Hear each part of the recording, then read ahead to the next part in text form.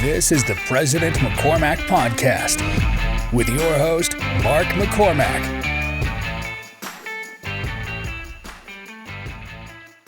Blake Corbin, welcome to the podcast. Thank you. Happy to be here. This is a lot of fun. So obviously we've just been talking for like 10 minutes before we started. Yeah. So tell the audience a little bit about yourself. So I grew up in Southern California, in Irvine actually, and then kind of moved around between Costa Mesa and Newport, throughout my life there. But I went to the University of Utah with a buddy of mine, and coming to Utah, I had cousins that had lived here and family and stuff, extended family. So I'd visited multiple times over the years when I was younger, but I really didn't know what to expect, and so came up here my freshman year, and like I said, roomed with a buddy of mine from California, and just kind of got into accounting. Well, I actually didn't start off in accounting. I was actually not sure what I wanted to do. I mean, you come up here, you're 19 years old, 18 years old actually at the time, and had no idea what I wanted to do, and ended up in the accounting department as well as economics. I'm preferred economics is much more enjoyable than accounting. Accounting's pretty dry, but it's my dad, he's a big mentor of mine, and he was really driving me to make sure that I got an accounting degree so that I could understand how to read financials, so I could have all the knowledge of business, because that's really what it is. It's the language of business, accounting. And I needed to understand that in order to potentially run companies in the future and do all that kind of stuff. So my dad's a big entrepreneur, and he's done a lot of different things in his career. He's been the president of a public company. He's done, he's made a lot of money, lost a lot of money, and done that cycle a million times, as entrepreneurs experience. And I've learned a lot from him, but he was like, I don't want you to have to go through that. Right. So you're going to go get a degree or 2 degrees in my case to make sure that, you have a foundation that you can fall back on. Yeah. If anything ever happened, you could have a job because, you would have the credentials to be able to go get one. Yeah. See, I'm a guy that totally agrees with that. I was in the accounting program at UVU. Okay. I wanted to be an attorney, funny enough. Yeah, there you go. And then I end up thinking, I'm like, okay, well, I go home for my LDS mission, right? Then I go to UVU, and I'm like, hey, I'll pan out a couple of years, and I'll go to BYU. So I switched to pre-law, right? Mm-hmm. So I took a couple of those classes, and I was just about to transfer over to BYU, and they killed the pre-law program. And by that point, I was like, get me the hell out of college. I was married, like living on, my small amount of money I was making at the time, and my wife was working. It was just like, I got to get out of here and make some money. Oh, yeah. I got married at 22. Yeah, that's young. My wife was 20. I don't know how it worked. Young and dumb. Yeah. Sometimes I wonder if that's the way to go. It's just being young and dumb. If you get the right girl, yeah. So it's not a bad way to fly. But I graduated I didn't do a dual degree, which I probably, looking back, might have been good, maybe not. Sometimes I go anti-college, sometimes I'm pro-college. Nah, I'm with Depends you on the that. guest. I'm with you. No, I'm with you on that. I like mentors. I think getting a mentor is way better than going to college. But going back to accounting, though, I did a whole bunch of accounting courses and then graduated with like 185 credits or something. I got 1 degree. Yeah. And so, but yeah. Yeah, so I got I got the accounting degree, the economics degree, double majored, and then at the time, I'd been working for Wells Fargo, so I was working for the bank. And actually, I started out as a teller and then kind of worked my way up. And nice. I stayed inside the bank just because I kind of always had aspired to become like someone on Wall Street. I wanted to be. I was really fascinated in, like, when I turned 18. I remember watching Mad Money by Jim Cramer and CNBC. Really, I was 18 years old. This was over 20 years ago, and. My dad would always watch it every single day, and I had no idea what the heck they were even talking about, And so I started asking questions to my dad. I got fascinated by an economics class that I took in high school, and then just kind of from there, I just really kind of had a passion for investing, for the markets, for trying to understand, like, logically how do they operate, right? And so from there, I stayed in the banks. I was a financial analyst, and then 2008 hit. So I graduated late 2008. The offer that I had actually was with Wells Fargo, actually. It was rescinded in like October, and I was graduating like that, right then. And I'm like, well, what the heck am I going to do, And they're like, well, look, we still want to hire you. We want to keep you on the back burner. Every bank, every financial institution across the country, they're all on hiring freeze. We can't hire anybody. And I was like, man, like I just worked for 5.5, 6 years to get 2 degrees, killing myself, hoping that I'm going to, rise from the ashes of this nightmare that we call school. And I didn't have anything. And so bounced around for a little bit and finally got an offer to become the CFO of a small startup. And, it's a big title for a guy right out of college, but I had some experience, reading financials and, ripping them apart, and understood accounting to a degree, but no real world experience in terms of, being at a privately held company or a publicly held company doing work for, an extended period of time. And that company that I joined was small. I think we were doing less than $1 million a year at the time. When I first showed up, there's 4 guys. There was the 2 founders and the brother. Right. And I knew the brother, and the brother was like, hey, I noticed you just graduated accounting. My brother has a company. He wants you to come over. So anyway, I joined those guys, and we just started building.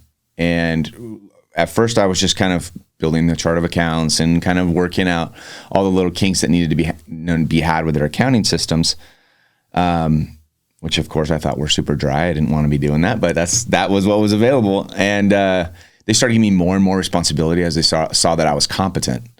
And, kind of ran with that opportunity. I became the CFO. Then I was the chief operating officer of that company, and took that company from, like I said, $1 million a year, a little bit shy of $1 million a year when we first started, to doing upwards of $50 million in a year in less than 5 years. So we did probably close to several $100 million while we were there and cranking, and we were acquired by a larger media conglomerate. And it was a really, really cool experience to work with those people. And to this day, one of my friends is super successful. People, you'd probably know him. He's on Netflix now, but he was the one I was working with. And that period of my life, I still maintain a lot of those really amazing friendships that were built in that time. Yeah. So you went all the way through acquisition then? Yeah. So tell me what was that like? Yeah, How did it actually acquire you? So I wish I would have been a little more involved than I actually was. I mean, and I don't blame the 2 founders, because they were like, this was their first acquisition too, so they were super excited about just having that all go down, and they were also really hush-hush with everyone that was going on. It was like, hey, we're not getting acquired, but then eventually they just got acquired. And that was actually a big lesson for me too, because I was young. I mean, when I started with those guys, I think I was like 26, and I was probably close to 30 when we actually had that acquisition go through. And there was a 3-year buyout term, and a lot of stuff that was going on that was tied to the buyout. And I learned a lot about what not to do and what was necessary, and the level of auditing that goes on before they actually do the deal. And then the different requirements after the fact. And I stuck around for about, I want to say almost 2 years of the buyout, not the full 3 years. There were some changes that were happening in the company, and I ended up just leaving and going to do my own thing, starting to fund with my dad, and doing a bunch of other stuff, which we can get into later. But yeah, that acquisition was really cool, really eye-opening for me, because I always wanted to see that. Yeah. And the world that I was in banking, I was in commercial lending. I wasn't on the mergers and acquisition side of the bank. Right. So I saw a lot of like, how are we going to get our money back if we give this company that does $500 million? How are we going to get our money back? That kind of thing. Yeah. So I would do all of the risk analysis and really try to understand and rip apart the business model to make sure that we were going to get our money back, and then report to my superiors, who probably didn't even really need me, to be honest. But yeah, so it was a really cool experience. So were you did you have equity in the company? You know what? I didn't. Yeah. That's where I learned my lesson. Yeah. I was told that I was going to get equity. I was told, a lot of different things. I helped build it from the ground up, and a lot of times those guys were out playing because they were making a lot of money. We were crushing it. Yeah. And, me and my good buddy, the little brother, we were running that place and trying to get it to scale and do everything we need to do every single day. We had a lot of really talented people that we worked with, so we were fortunate that we didn't have to micromanage anything. Yeah. But yeah, I wasn't given any equity, and when I brought that conversation up multiple times, it was kind of brushed under the rug. And I was young, just trusting that things were going to happen. Ultimately, though, I was paid really well, and that was kind of their response. It was like, hey, we're paying you really well, and you're not, we never said we were going to give you equity. I'm like, well, yes, you did. And they're like, well, we did, but we didn't. But, and then we got into this whole argument. And finally I was like, you know what? Like, it is what it is. They're going to do what they're going to do. Yeah. And, lesson learned as a young 28, 29-year-old, I should have signed paperwork. I should have done the things that were necessary for me to take advantage of that opportunity. But either way, I learned so much and I made a lot of money. I mean, to be honest, like for that age group, I was making a lot of money in comparison to my friends who were out doing similar or different things. And it was definitely worthwhile, regardless of whether or not I got equity in the company. Yeah. No, I was just wondering if you got that check in the mail. You know what I mean? I wish. I got some good checks, but I didn't get that one big check. But I did learn a lot, and I took some of that knowledge and some of the partnerships and tried to do some stuff after the fact. And no, that's a fantastic opportunity.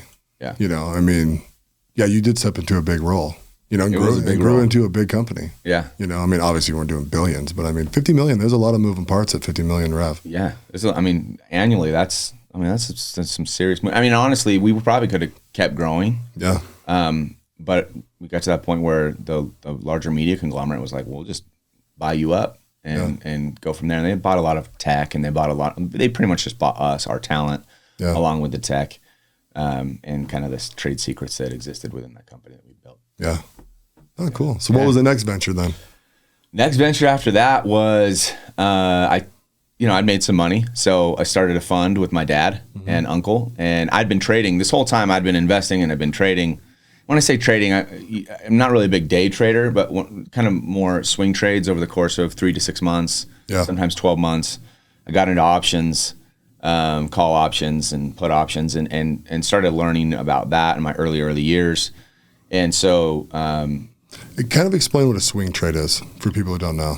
Well, there's several definitions, but essentially you're just, the way that I was playing it was, I would buy a call option, and sometimes it'd be a naked call option. In other words, there's no protection. You buy this call option in hopes that the stock will go up, right? In hopes. I don't say in hopes because hope is not a strategy, but you anticipate that the stock is going to go up and to a certain level at a certain strike and all that. And it has an expiration date. And usually that expiration date would back then, that's not how I do things now. A little riskier when in my 20s. Yeah. Back then it was, 3 months out, 6 months out, sometimes 12 months out. And that would give me enough time to allow the stock to make its move. Mm-hmm. And if it was above the price that I had anticipated it was going to be, then I'd make a lot of money. And if not, then I would lose money, or it depends on how far out of the money or in the money that I was. And again, we're probably talking a lot of investing terms. But essentially I would be buying at a certain price, and then the price would swing, right? Yeah. Hopefully the price would swing to a certain level, and that was then you my exit 3 months later, or 6 months later. Or before that, if it had moved quickly within the month or two that I had bought it, then I'd get out of the trade. Yeah. And it's very common. That's one of the things that people don't realize is, I'm actually more of a buy and hold guy. I am too. Now.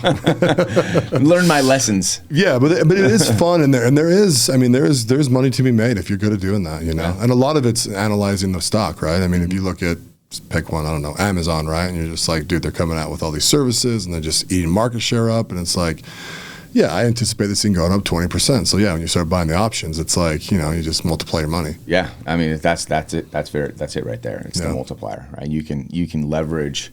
It's almost like having like a leverage account. If you trade Forex, it's like having a leveraged account. Yeah. You can get a multiplier on your money, and you can risk a lot less. Now, granted, in some cases, depending on the strategy, there's millions of strategies. You can sit here for days talking about all the different strategies, and that's economics, right? Schools of thought that contradict each other, and who's right, who's wrong. That's what makes a market. Some people think it's time to sell, some people think it's time to buy. So, but as far as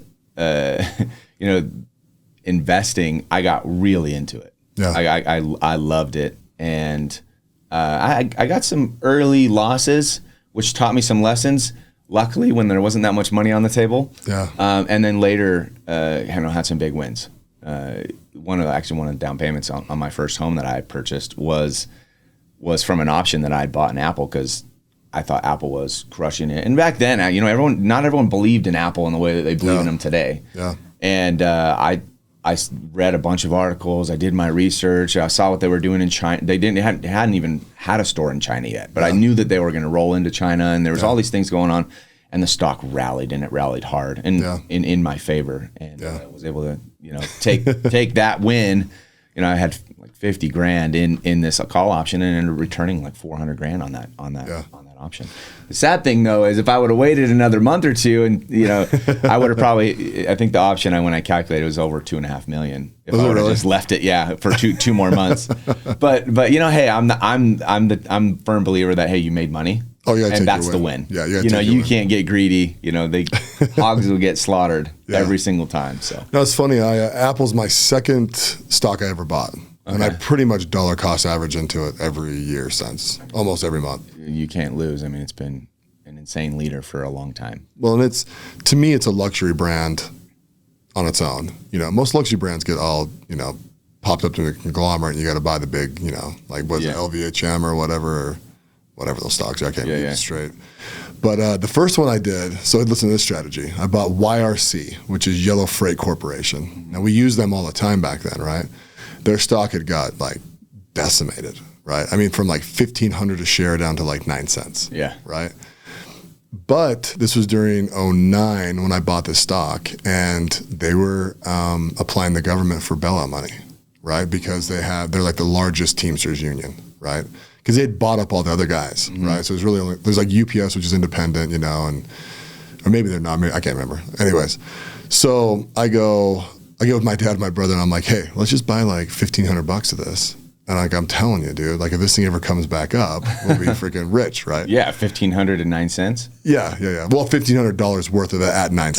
Oh no, but before that, you said, okay. Yeah, it was $1,500. Yeah. So I bought $1,500 worth of this stock, dude, and it like doubles, quadruples, like in like a month, right? Yeah. Because there's all these rumors of the government bailing them out. It was just like the bank stocks. The bank stocks went all the way down to nothing, and then bam, as soon as they got bailed out, they all went, soaring. Yeah. And we had like quadded our money literally in like 4 months. Jeez. And I'm just like, I'm going to be so freaking rich. Like this thing is going to be, I mean, I was, quadding it was taking it to like what, 30 cents? Yeah. You know what I mean? Then they do a reverse stock split, right? And then I started throwing my numbers off in my head because I didn't really analyze the stock. Yeah. It was like seriously gut feeling, right? Yeah.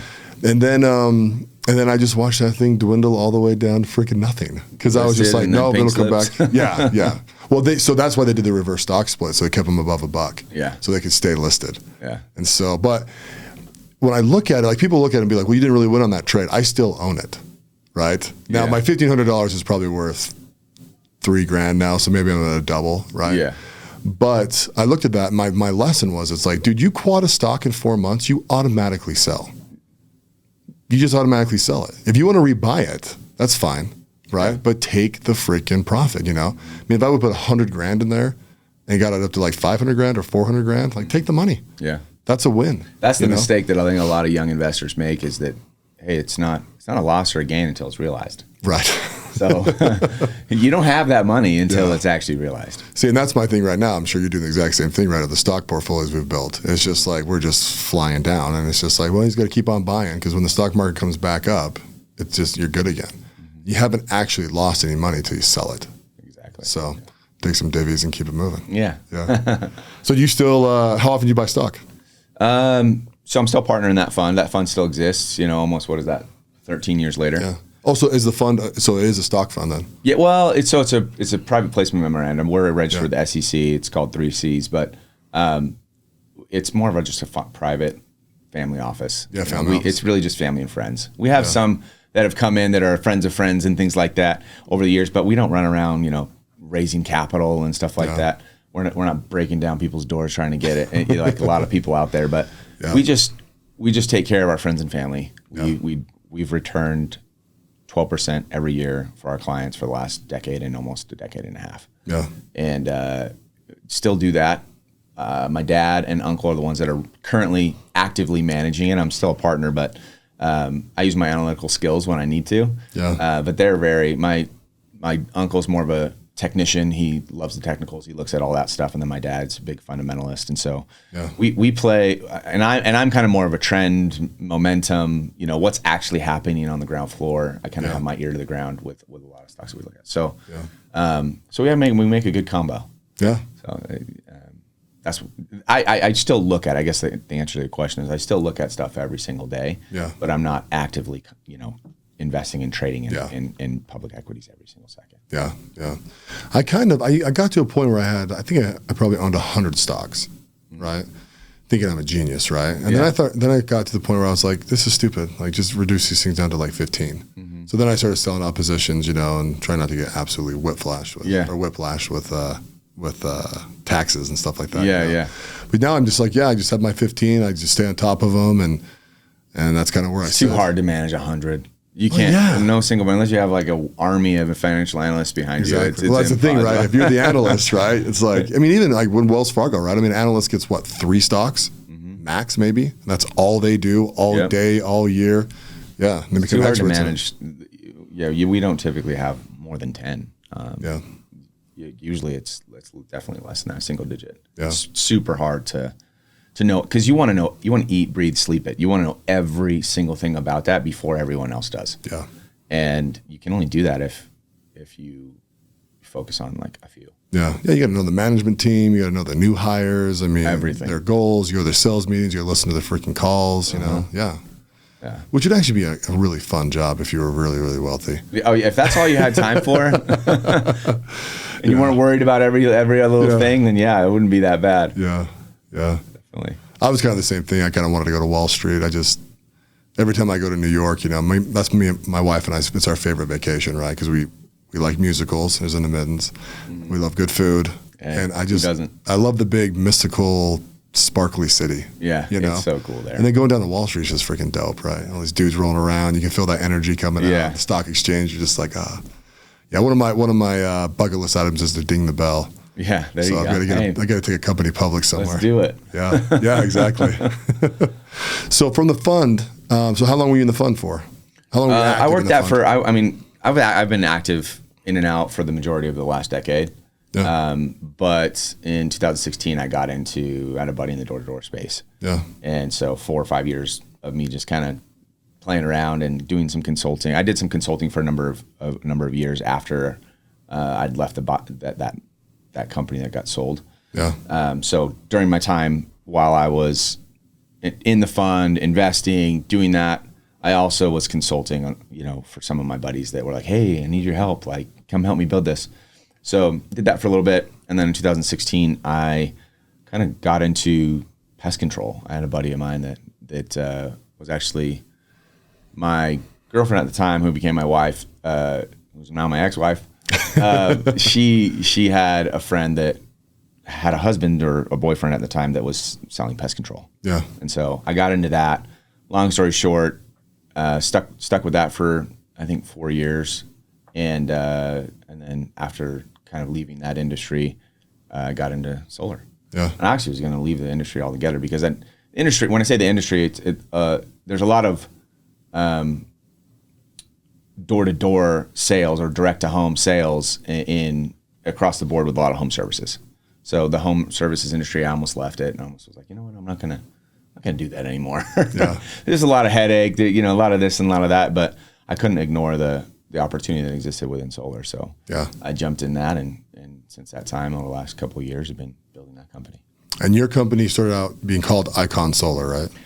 Icon Energy. Yeah. Icon Energy. Okay. Icon Energy. So we're Icon Energy, and that was founded about 4 months before I joined by my partner Austin. Yeah. And it was originally just a sales dealer. So it was a dealer for several other EPCs or installer companies. Yeah. And so Icon kind of was something he came up with, and it kind of morphed. It was funny because as we talked about it and as we started to kind of build the identity of that brand, it was more for the sales rep. It was for someone to become an icon, right? For someone to kind of rags to riches, get out of the situation that they're in, use this amazing vehicle and opportunity, which was solar, and the ability to sell it, to transform your future and become an icon. Yeah.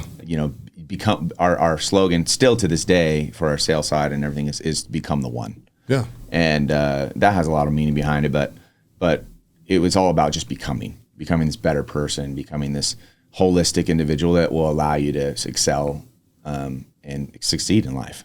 Yeah. So that's kind of what the Icon brand was all about. Oh, nice. Yeah. So tell me a little bit about how you and Austin got together. I met Austin actually in pest control. Okay. So he was going to come work with me, but it ended up not working out. He actually went to Vivint, who a lot of people know who Vivint is. Yeah. And Vivint, he was selling alarms, and then he ended up going and selling solar through another buddy of his, and he got into that. And so I ended up meeting him, though, at the pest control company. Nice. Yeah, it's interesting, right? Because a lot of people think, well, I just started a business, and it's like, no, I networked for 5 or 6 years. It got me interested in a few things, and I made it a choice to kind of either get into a business or start one or buy in or, Typically the byproduct. I feel like a lot of really successful stories, and people go into things and they focus on, what they think is going to happen. Yeah. And then usually the success will come from a byproduct of that thing that you thought was going to happen. Yeah. And so that's why I tell all of our guys, I do a lot of mentorship with our guys, because we all have young talent and young, really hungry talent. And what I tell them is that you're going to fail. You're going to continue to fail. Expect that. But often those failures will lead to the success that you're looking for. And it may not be the success that you originally sought out at the beginning. Yeah. So it's interesting how that works. Oh, absolutely. How, the pest control was successful to an extent, but not nearly as successful as what I'm in now. Yeah, as a solar. Which is interesting. Yeah. So when you and Austin you're chatting, right? Take us to that moment where you're just like, hey, you want to be bros in this, or how did that happen? No, it's a good question. I think our relationship, we actually had a little bit of a sour relationship upon leaving, because he left pest control, went to Vivint. And I was like, what the heck, dude? I thought we were going to work together. Yeah. And, the good news is I don't really hold grudges. I'm usually pretty good at kind of trying to see other people's perspectives and understand where they're coming from. And I was like, maybe that's just a better move for him. And ended up being a really good move for him. And actually was a better move for him from where he was at. But he came back to me later and was like, you got to see what's going on here. And his pitch actually was a really good pitch, and we laugh about it to this day, which was, come prove me wrong. Yeah. Are these actually the numbers? And if they are, great, I'm in. I'm all in. Yeah. But I don't believe you, right? Because I'm skeptic. I'm super optimistic, but I have a level of skepticism that I think is healthy. Oh, yeah. When going into, different career changes or investments, I guess. Well, if you're an analyst, right? Yeah. Analyst has got to be real skeptical, then flip over to optimism. Exactly. So I was like, I don't believe you. Those numbers seem crazy. And he's like, well, show me what I'm doing wrong then. And I went out for what we call a blitz with him to go test out the waters. And me and my little brother went out there. And the first day I was like, holy cow, this is insane. This is real. Yeah. And what an incredible movement that the green energy is for the entire world, for global environment, as well as just for the pocketbooks of a lot of these people out there that are struggling. And today it's even getting better, because look at the inflation that's happening. But commodity prices as a whole, energy prices are going up, not just due to inflation, but also due to these other geopolitical issues. Yeah. And the future is green energy. It is. And what's compared to solar at the moment? Yeah. I mean, hydrogen, wind, whatever. I mean, there's other technologies out there, but at the end of the day, solar is the leader. And they've already committed, meaning governments around the world and institutions have already committed trillions of dollars to the build out of green energy and solar in particular. So no, there's no doubt. I mean, you look at all the major car manufacturers, right? And they're all doing electrical vehicles. Honestly, I'm a little shocked. It's pretty wild. I mean, the money they're putting into that is insane. I mean, you got your Teslas, right? Kind of ground up. We're building an electric vehicle, right? Now you got Ford, you got GM, you got Toyota, Hyundai. I mean, they're all like, one of them is like, we're going to be only electric in like 10 years. Some of them are. I feel like that's GM. Volvo said that. I think there's several. I think there's a lot that are like, hey, we're going all electric. Yeah, it's like a done deal almost. Yeah, I'm just like that's building the plants. Okay, Mercedes is building like a $3 billion plant for that, and maybe it's more than that. I don't want to. Don't use that as a quote. Who knows? Billions and billions and billions. Yeah. No, it's wild. See, I'm a big. This sounds crazy to people. I'm a big nuclear guy. Build 5 mini nuclear plants in the U.S. or just outside the U.S. and pump that energy inside the U.S. You know what I mean? It's an incredible technology, but it has its risks. Yeah, maybe getting the whole world behind, Yeah. and that's the thing is it's like where's the momentum? Yeah. And the way I see it is the momentum is in solar. And after having been exposed to the opportunity by Austin, I never looked back. Yeah.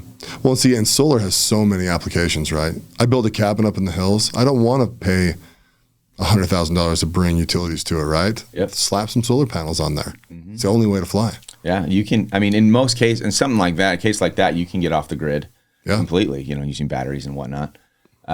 Most people in residential solar, though, they're not necessarily off the grid.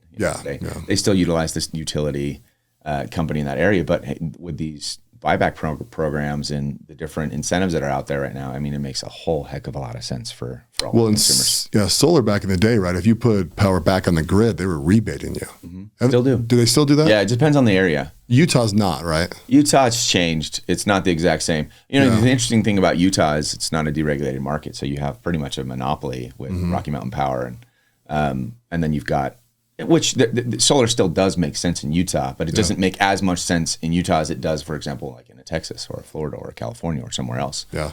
And Texas is, deregulated market.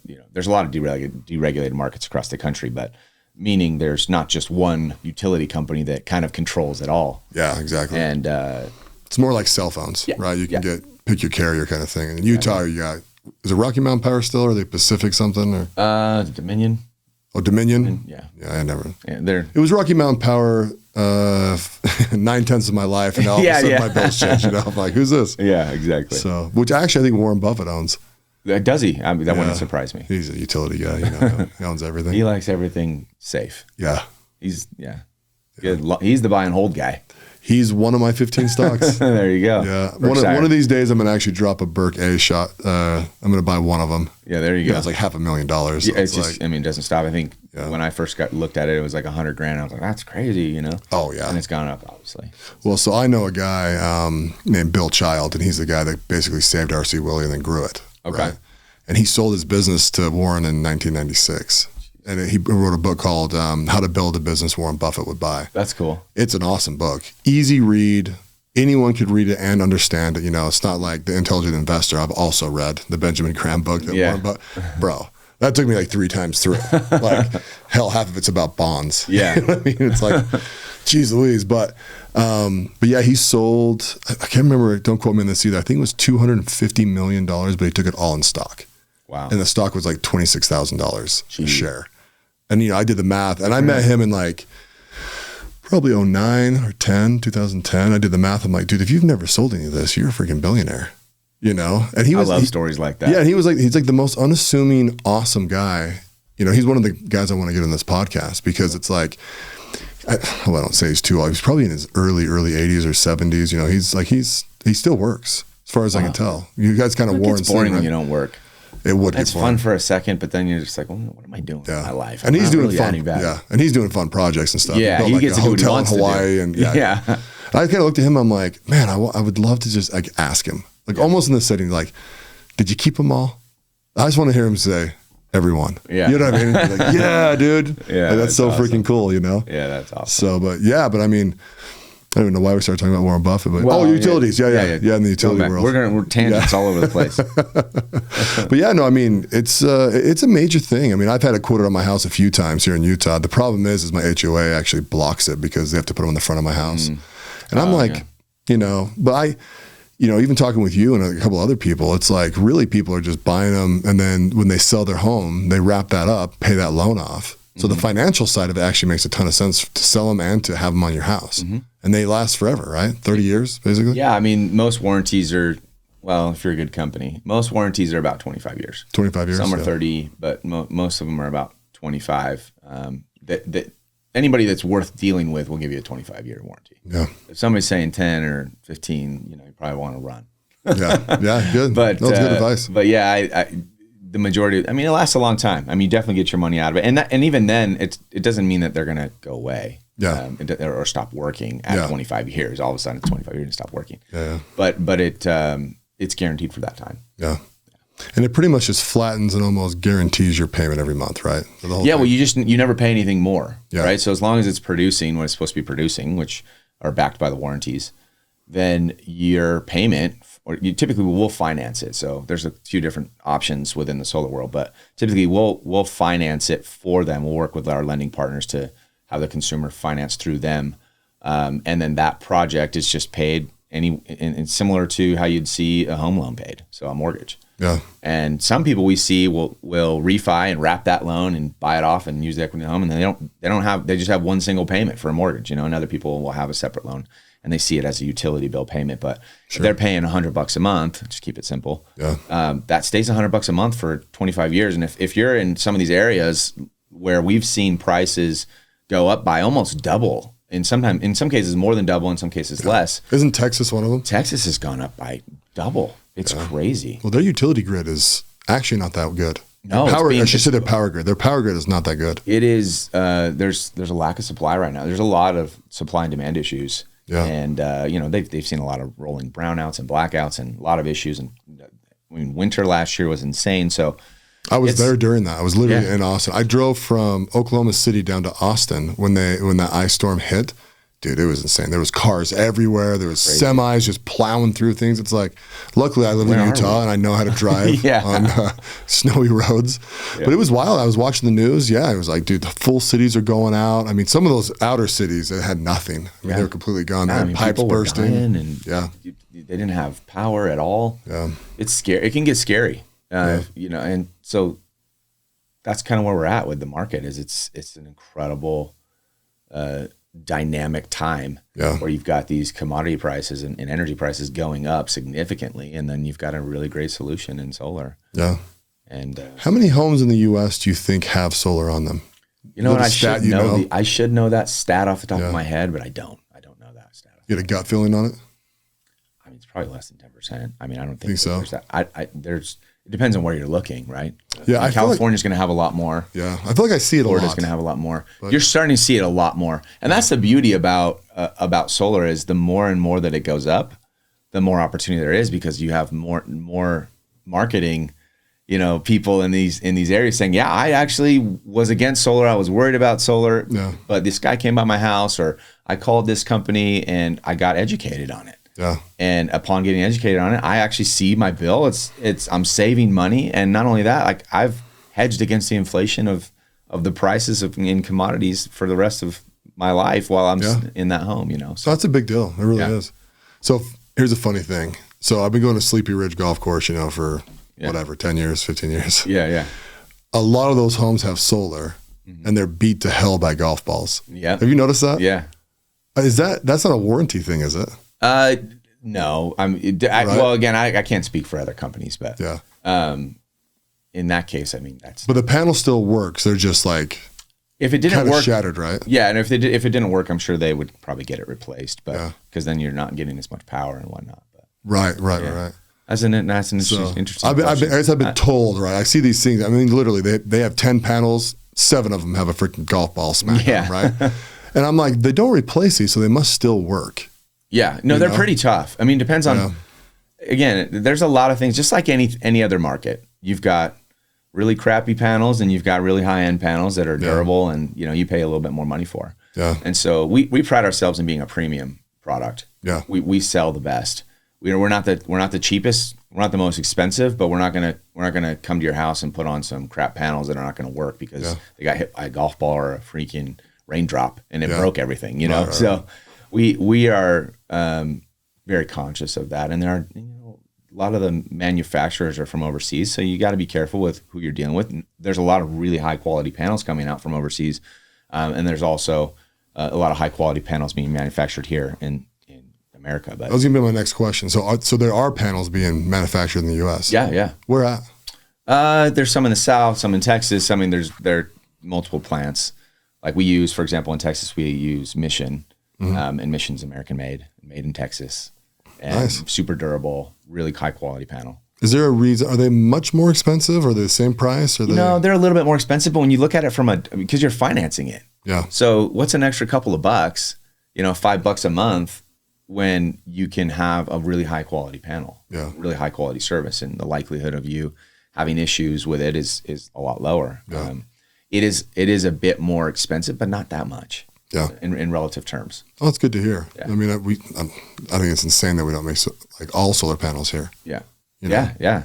Well, I mean, I think there's a lot of push for that right now. There's articles that have just come out more recently that they're going to provide incentives for, I mean, even with the chips right now, there's billions of dollars that have been committed to the chip market to have American-made chips. So instead of buying them from overseas, they're giving some incentives for these companies to start building stuff here. And I think that seems to be the kind of the trend of a lot of these, industries where they're pushing for manufacturing here. Yeah. Have you ever thought about getting into the panel making? Have thought about that, getting the raw materials and making it all happen. That would be one of those things where, I'm a firm believer that if I don't know what I'm doing with that, I'm not going to claim that I do. Yeah. Because that's where you get into trouble. Yeah. That's where you lose money. Have you toured their plant and stuff? I haven't. No, that would actually be really fun. What city is it in?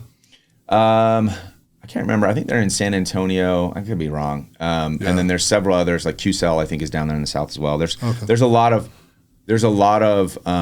companies that are here and being manufactured in the States. Yeah, it'd be interesting to see because I feel like it's. Do you know what it's actually made out of? Is it ceramic? The silicone. So there's a lot of different raw materials that go into building the panels.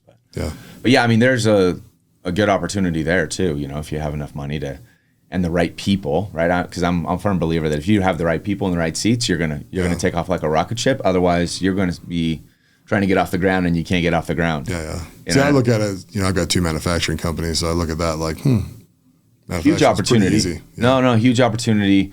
There's tons of demand. Demand's not going away. And there's a massive supply right now because there were some tariffs that were going to get hit on all of the overseas panels. So a lot of the manufacturers overseas continued to make panels, but they didn't ship them. So there's supply, but there isn't supply, hitting our shores because of the potential tariff issue that came about not too long ago. Yeah. That's been somewhat sorted out since that time. And so supply should start getting better over the next couple of quarters, but who knows? I mean, demand is growing. The supply constraints across the board with every industry right now is, I think, in question, especially all the geopolitical stuff happening and politics. Here in America, there's a lot of changes that are going to come up over the next several years, and we'll see what happens with the administration. So, all of it's kind of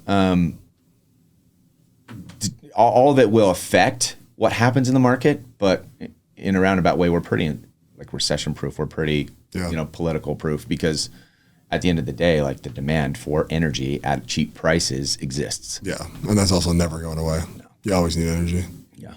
So now you went through a rebranding recently. We did. Right? So the company is actually called Kin Homes, right? That's correct. Kin Homes. Kin Home. Home. No S. Kin Home. Okay, good. Yeah. Got to get it right. Yeah, no. I'll tag it right. No, there you go. Yeah, we went through that because we went vertically integrated. So, like I said, when Icon started, we were a sales dealer, and we always wanted to go become our own, installer where we could control the experience from end to end. Because to us, when we sell something, we want the experience to be what we envision. Yeah. And when you're working with another partner, sometimes you get a good partner, sometimes you don't, and sometimes the partners are good until they're not, as you know. Right, yeah. And sometimes they're just fine. And sometimes they're just fine forever, and you just never know what you're really going to get. Yeah. Aside from wanting to go vertical to capture that margin and be able to scale the company and make it more profitable, we also wanted to control the customer experience. Because to us, we're like, hey, these people are signing up for 25 years for, on average, $50,000, $60,000, sometimes more, sometimes less, for their families and their future generations. Some of these people may not be around in 10, 20, 30 years. We want to make sure that the experience that they receive is what we pitch to them in their home.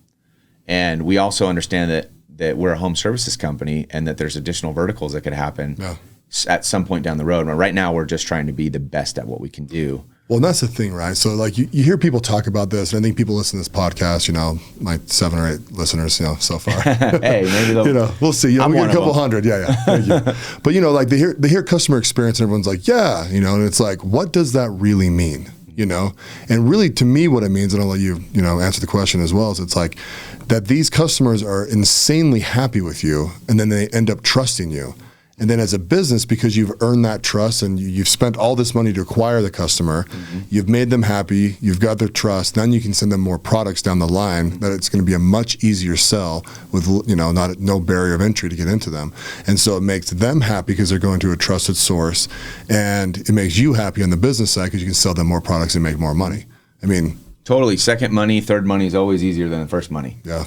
After you've built that relationship, you have that trust, they'll trust you. Yeah. And rightfully so, right? Because you put the effort into making sure they had a good experience, which costs a lot of money.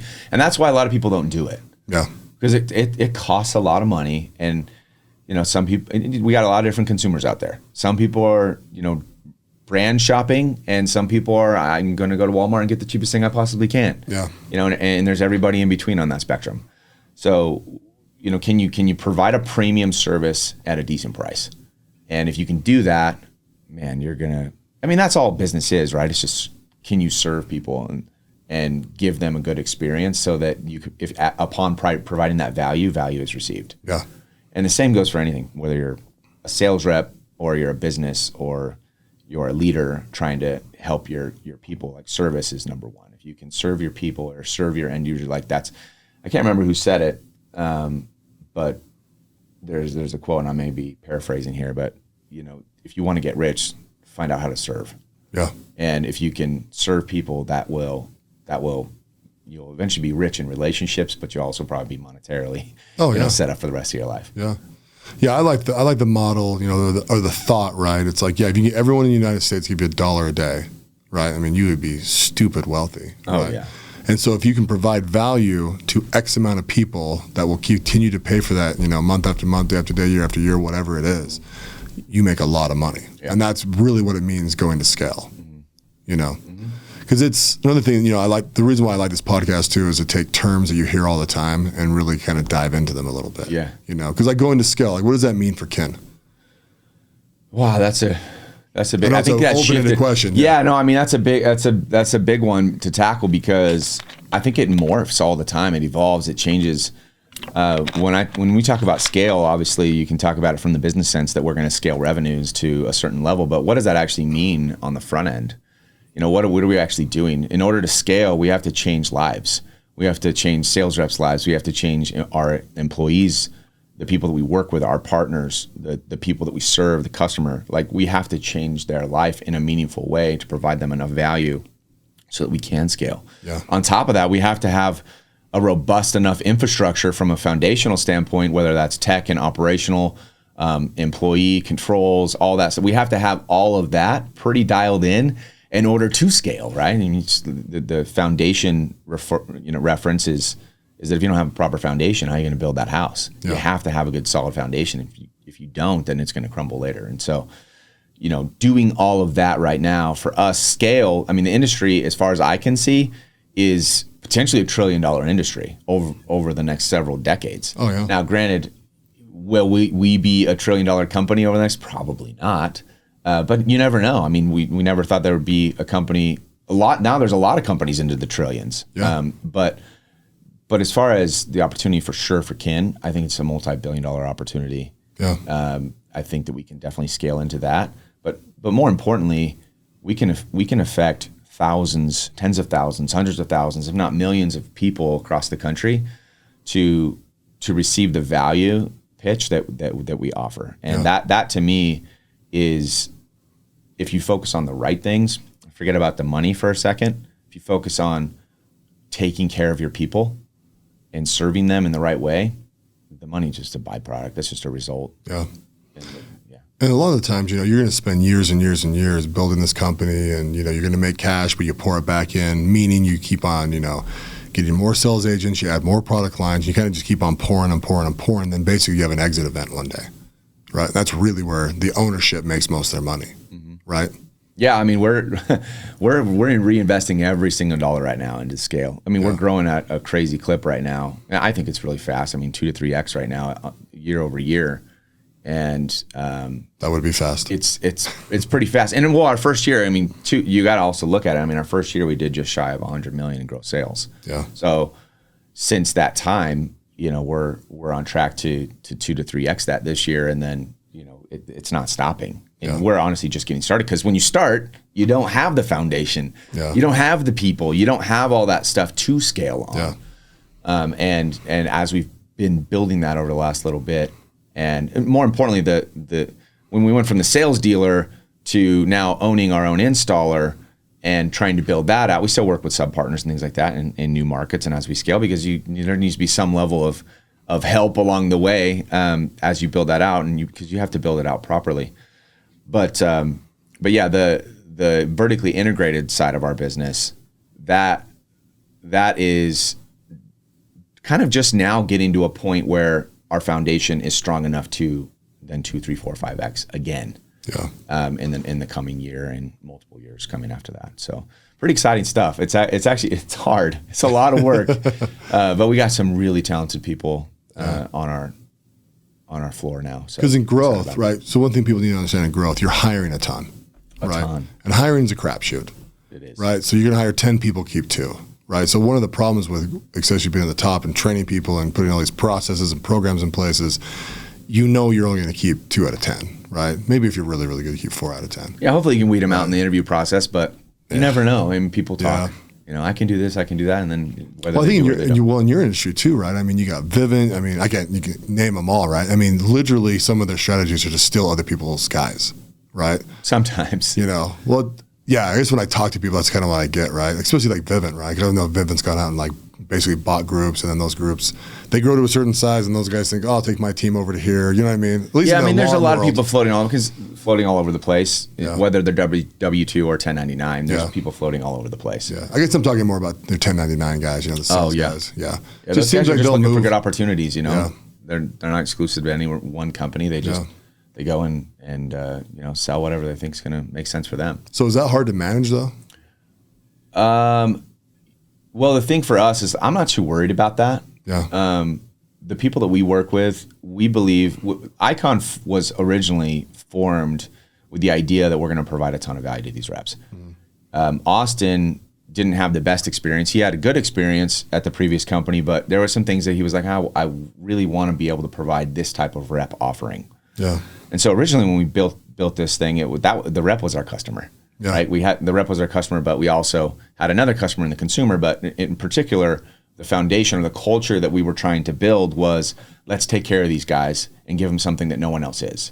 And upon doing that, you become really sticky because you're providing value outside of just monetary value. You're saying, hey, there's a lot of ways you can get paid.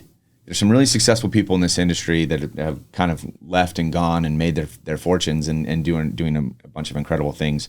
And a lot of those guys will probably tell you that if you take care of your people and you build it to a point where you can provide value outside of just monetary value, because you can get paid in a lot of different ways, that's where you're going to have the monster that can roll into the coming years. And people will want to be a part of that. They gravitate towards that. You create this nucleus of incredible people that are influencing their friends and other people in the industry, and they want to be a part of it because of what you provide. And that's like company culture, right? That's company culture. Right down the middle. Right. That we talk about whole person paradigm all the time. The Covey stuff. Are you, spiritually fit? Are you mentally fit? Are you physically fit? Are you doing the things that are necessary to improve you as an individual? That's kind of part of becoming the one, right? That's our phrase. Is become the one. Be the best you that you can possibly be. And that, it's funny because that become the one comes from Austin and I starting the company, or he started it, but I joined up shortly after. But us coming together and saying, hey, look, we have all these challenges. No one believes us. We'd go talk to an installer, we'd go talk to a lending partner, we'd go talk to somebody and be like, who are you guys? And we're like, well, we're beasts. Like, we can do this. Like, look at our track record. We can do these things. But we hadn't done it with Icon yet. We hadn't done it with Kinhome. And so, Austin and I were chatting, and he had this really good phrase. He was like, well, we just have to give him no other reason. Give him no other reason other than to choose us. And it's kind of like anything, right? In sports and whatever. It's like Michael Jordan didn't even make the team, but he gave him no other reason other than to choose him, right? He became the one. He became the guy. He didn't start out as the guy. And that's what we're all about, is teaching our guys that simple principle of be the best person you can possibly be for you. You don't have to compare yourself to somebody else right now. Just, are you doing the best that you can do? And not every day is easy. Every day is going to change. You're not going to be super consistent all the time. There's going to be ebbs and flows. But the more and more consistent you become, the more and more you're consciously aware and focused on improving yourself in every aspect of your life, then you're going to become a beast. Yeah. And success is just going to happen. Yeah. Inevitably. Well, and you guys, and you really do, you pour a lot of energy into your reps. We do. You know, and they're like almost like full life, you know. What do you think? I mean, if you're recruiting a rep, like how do you pitch that to them? How do you make them understand that your culture? Oh, that's a good question. I don't want to tell everybody that one, you know. Okay. I'll share. I'll share some stuff. I don't give too many trade secrets. Yeah. No, but seriously, that's a tough one to really show. Yeah. Because people talk. Like I said, like we were talking about earlier. You know, you hire 10, get rid of most of them. Yeah. Like, everyone talks, but can you walk? Can you walk the walk for real? When push comes to shove, are you able to show up and get it done? And because of that problem, there's other companies and just experiences that people have had that jade that, like, what we say. So if we say, hey, we're the best at this, and that, they're like, yeah, okay, whatever. Yeah. Sure. How do I know that? And so the only way you can really know that is to have some type of relationship with somebody that works with us, or get out there with us and give us a try. Yeah. Say, hey, and that's sometimes often the pitch. It's like, hey, look, we understand there's a lot of people out there that say they're the best. They say that they offer this. They say they offer that. And, you know, you've probably been burned a million times. And it's true. They've probably been burned a lot. And we're not perfect. And we're not the best at everything. But we're the best at some things. And those are the things we kind of rally around. And we say, hey, here's our strengths. And we're working on these weaknesses. Yeah. But we're super transparent. Everything that we're about is we're transparent with where we're at. We're vulnerable. And I think that people love that. They love that we're raw, and we can say to them, hey, here are all the pieces on the table. Take them or leave them. This is what it is. And then when we are actually true to that word, and that they see that we actually do offer what we say, they love it. Yeah. They love it. And then they experience it for themselves. So we're always, that's our pitch. Hey, come experience it for yourself. If we're wrong, you'll know right away and you can leave. If we're right, you'll probably stick around because you'll understand and see the incredible opportunity that it is. And often we're conservative with our pitch, and they're like, holy cow, this is even better than you guys were saying. Why don't you tell me this? And we're like, well, we didn't want to overpromise and underdeliver. So because all perception, right? Yeah. I mean, you never know. And it's weird. It's interesting with people too. I mean, not everyone's motivated by money. No. You know, in fact, a lot of people nowadays are a lot more motivated by culture, you know, at least in my limited experience in the world. Yeah, no, hey, I found that out at building that other company when we were building the online marketing company, and we had a bunch of developers. You know, what makes a software developer tick versus what makes a sales rep tick versus what makes somebody else that you may hire tick. Yeah. Those are very different people. Yeah. And you do have to, and that's part of leadership, right? Is learning to understand what makes people tick and how to provide the value to them. Because monetary value, like you said, isn't always the value that people are looking for. Yeah, especially if you have a foundation of it, right? Then you got to go above that. Like, you know, I own manufacturing businesses, right? So it's kind of dirty, you know, guys just come to work, they want to go home, you know, kind of thing. And it's funny because I used to tease like my friends that worked in like, you know, like Vivint, you know, and like some of these tech companies, it's like they got a soda machine, they got a damn ping pong table, and, you know, like Xbox and all this stuff. And I'm like, when the hell do you guys work? Yeah. I mean, like, oh, well, you know, we need breaks and blah, blah, blah. And I just come from like you just pound your day out and get the freak out of there kind of thing. And so with my guys, you know, I was like, do you guys want like foosball tables or stuff like that? Honestly, because our culture doesn't lend to that. They're just like, no, why would we play foosball? Yeah, we're going to grind. Yeah. And so 6 years ago, I moved into a new office, and I was like, okay, here's the deal. I'm going to get an Xbox, you know, so these guys can play Xbox a couple times a day because I like playing Xbox. Sure, right? yeah. We played for 2 days in a row and then didn't touch it for like 2 years. Yeah. I finally just took it off the wall, patched the wall. It's like, gave it to somebody, you know. Yeah. It's like, it's funny, man. It's just not our world, you know. But that's part of the understanding the culture of your industry, and I think of, you know, just the economy in general, right? Yeah. Like, give the people what they need. It's the hard part about being a boss. Yeah. So it is. No, it's good. So what's the most fulfilling thing that you get to do right now for you? For me, it really is just working with the guys. It's working with our people and seeing them grow and watching them blossom into these amazing opportunities. I mean, a lot of people come to us, whether they're W-2 or 1099, or even customers. Honestly, we're trying to create an incredible customer experience where we send out a gift card to them on their solar birthday. Hey, thanks for being with us for a year. Like we want to do what kind of the founder of Zappos did. I don't know if you've read that book, but I have actually. So I mean, provide value, and for me, because that is our aim, that's where I get the most fulfillment. Like it's incredible to receive a text message. I don't want to get emotional about it, but it's incredible to see a text message from either a father or a mother, or even directly the individual. Yeah. Where they're like, hey, I really appreciate you for these things. Because, a lot of people are asking all the time. And, it's like, and a lot of the asks and a lot of the critiques is like, you feel like you're almost failing. You're like, geez, am I not even doing a good job? Right. Because you're constantly in this business, right? There's always problems. There's always issues to handle. There's always things that pop up. You can never solve everything all at once. And you have to prioritize as best you possibly can. But when you receive that text where it's like, hey, you did an incredible job. Thank you. Where you're like, I didn't even think you were paying attention to all the stuff I've been doing for you. You've just been taking. Yeah. And then finally you give me that one text and then that makes it all worth it. Yeah. And for me, the interactions, then development and the relationship development that exists within the job that I do as a mentor and business owner. And that for me is where I get the most fulfillment, is seeing the growth in these guys. Yeah. Where they've been in a lot of other environments where they couldn't grow. They've been on great sports teams. They've been in other great companies, but they haven't grown in the way that we've helped them grow. Yeah. And that's our aim. And for me, I'm kind of results oriented. If I'm aiming for something, I do want to hit it, right? Whether that takes me the time frame that I originally sought out to complete it in is a different story. But if I'm aiming to provide that, and then I get confirmation along the way, that's what gives me fulfillment. Oh, that's awesome. Yeah. So what's the hardest part about being the boss over there? You just can't please everybody.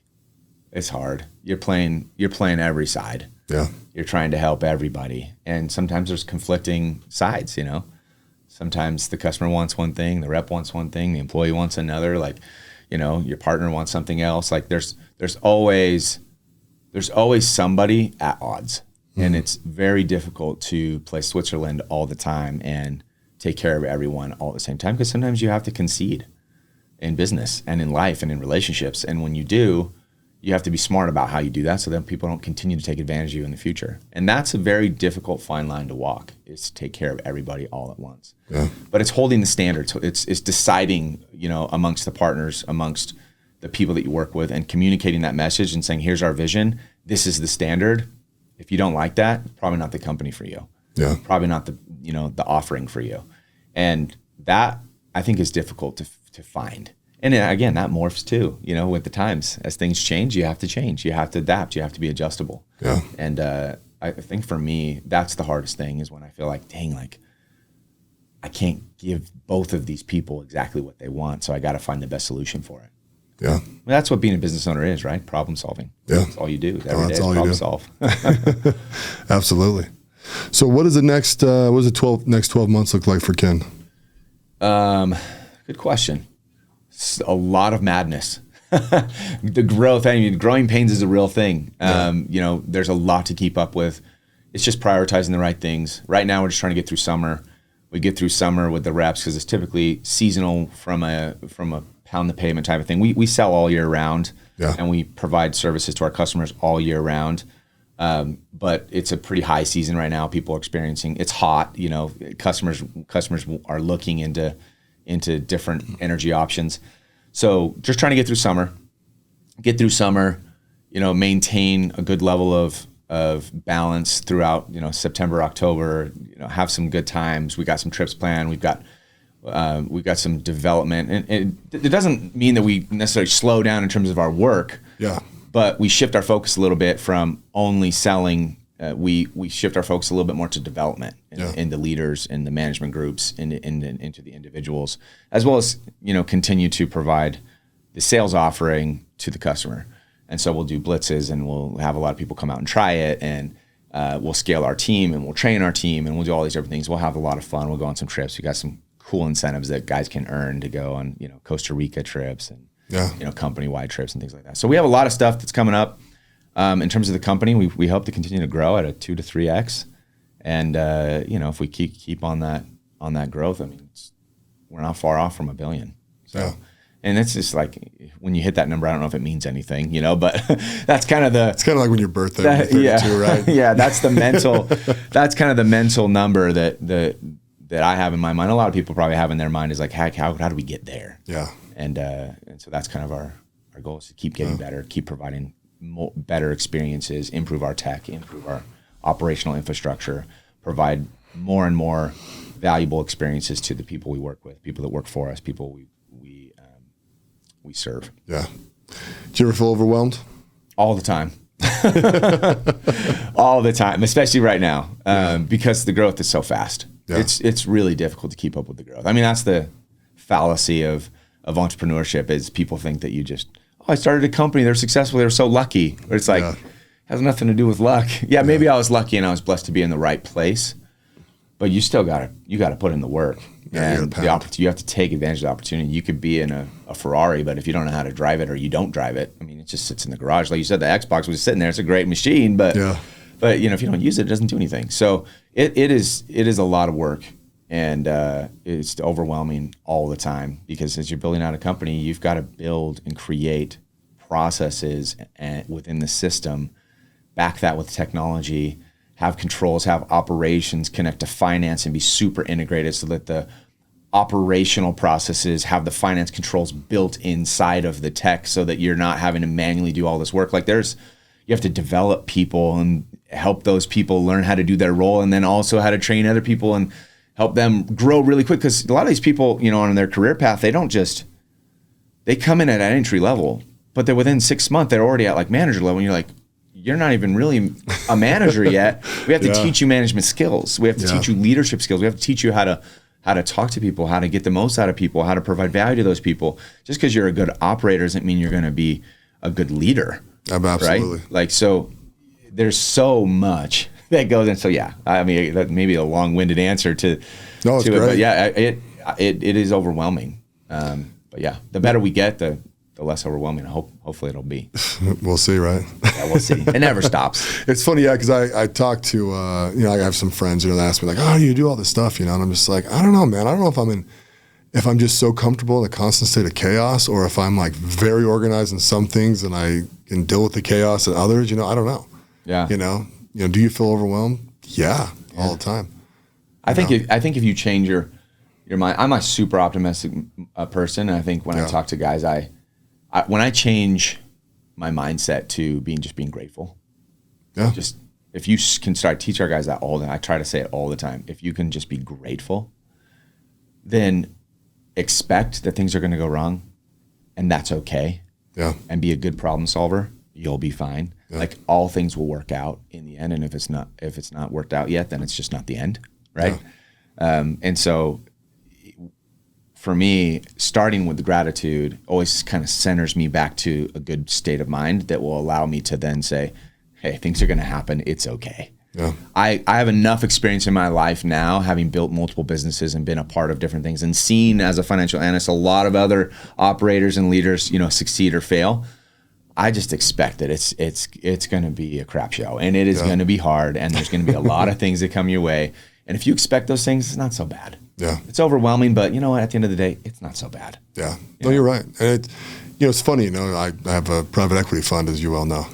Yes. Looking to make an investment potentially. Yeah. But, I look at all these businesses, and I go into some of them, and I'm just like, how the hell do you guys function? Your leader's insane, Yeah. And I'm telling you, even if the numbers are good, you look at a leader, and it's like, we're out. Like we're not making an investment in here because I can't trust you when it really gets bad, to like make good decisions. Yeah. Because you're always running around the chicken with your head cut off, That's how you invest. And a lot of businesses too, right? Yeah. I mean, they've really been started by a guy who was really good at sales. Uh-huh. And that does not mean you can run a business in any shape or form. Yep. I think door to door too, right? That's a ton of that. Now that kind of popped up. A lot of the companies that will pop up every once in a while. Yeah. Yeah. It's like he was really good at sales. He's like, I could do this by myself. And it's like, you like doing accounting until 2:00 in the morning? Mm-hmm. Do you know how to do accounting? Yeah. Do you even know how to do it? Yeah. Yeah. But I swear that the guys that hire a CPA, in March, they're just like, here. Mm-hmm. Well, and that's the problem, right? Is you fail a lot. Yeah. When you don't know, you fail a lot. Yeah. And that's okay. That's how you learn, right? Yeah. But then that takes time. And so it takes longer. And that, which goes to my point earlier, is if I don't know something, I just admit I don't know that. Yeah.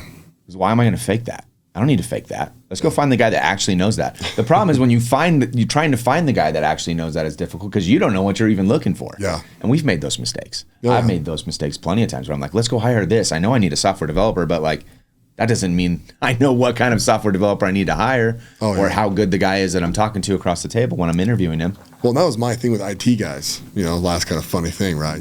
We've got some good guys now, but it's like, geez, every time I'd hire a new IT guy, he'd be like, your system sucks. You need new servers. And I'm like $60K out like every time I get a new guy. Like, wait, why am I buying a new server? Yeah. I mean, you start getting to the point where you're like, does this guy actually know what he's talking about? Yeah. Is this the right guy? Then I get to the point with me where it's like, I got to freaking learn this. I got to learn what he's actually saying to me. Then once you know a little bit, you go, you don't need that. This works perfectly like this. Well, it does. It's just not optimal. And it's exactly. Oh, you like it this way. Has nothing to do with what we need. You just like to do it this way. And you can suggest anything to me because I'm just like, I don't know. It's not working. Fix it. You know what I mean? Computers can't go down, my friend. So, yeah. No, it's true. It's true. It's hard. And it's the balance you learn as you go along. But it's fun.